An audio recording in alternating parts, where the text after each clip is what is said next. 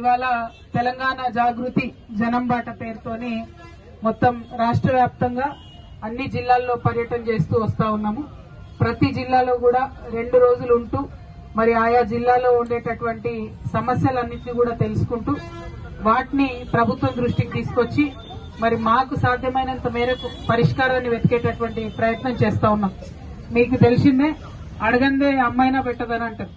అట్లనే మనము సమస్య ఉంది కదా అని వదిలిపెట్టి ఊరుకుంటే కుదరదు. ఖచ్చితంగా ప్రభుత్వంలో ఎవరున్నా సరే ఎట్లా ఉన్నా సరే ధైర్యంగా అడగాల్సిందే. అడిగినప్పుడే సమస్య అనేది తీరుతుంది. మనం మర్చిపోయి అడగడం మర్చిపోతే ప్రభుత్వం మమ్మల్ని అడిగే వాళ్ళు ఎవరు లేదని చెప్పి పట్టించుకోకుండా ఉండే పరిస్థితి ఉంటుంది. కాబట్టి ఇవాళ ప్రతి జిల్లాలో తిరుగుతూ 2 రోజుల నుండి ఒక్కొక్క సమస్య మీద మాట్లాడుతున్నటువంటి సందర్భంలో మా కళ్ల ముందే అనేక సమస్యలు పరిష్కారం అవుతుండడాన్ని కూడా మేము చూస్తూ ఉన్నాం.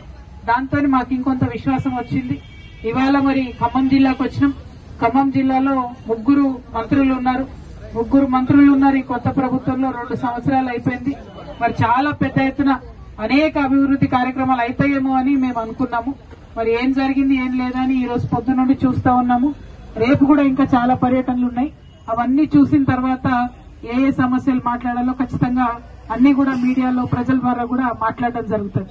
ప్రత్యేకించి మన వైరాగ్ తీసుకున్నట్టయితే మరి 2001లో పెద్దలు కేసీఆర్ గారు తెలంగాణ ఉద్యమం కోసం ముందొచ్చినప్పుడు అప్పుడు అందరూ కూడా నవ్వినటువంటి వాళ్లే.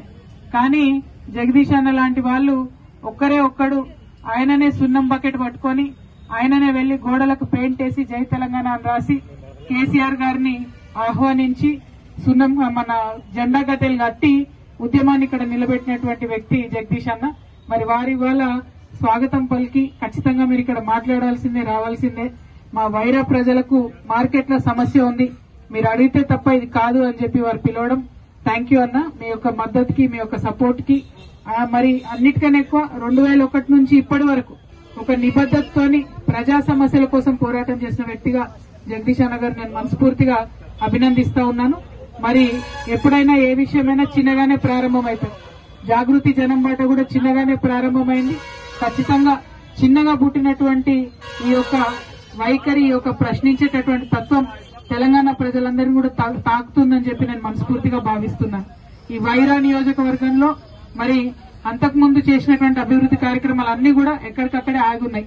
ఇంతకుముందు అక్కతో మాట్లాడుతున్నాం, కూరగాయలమ్మ అక్కతో ఒకటే అంటున్నామా, మేము మంచిగా పాత మార్కెట్ లో ఉంటే తీసుకొచ్చి మమ్మల్ని బయట పడేసిండ్రు, మీకు ఇస్తామని చెప్పి ఉన్న మార్కెట్ ను కూలగొట్టిండ్రు. ఇప్పుడు ఇవ్వకుండా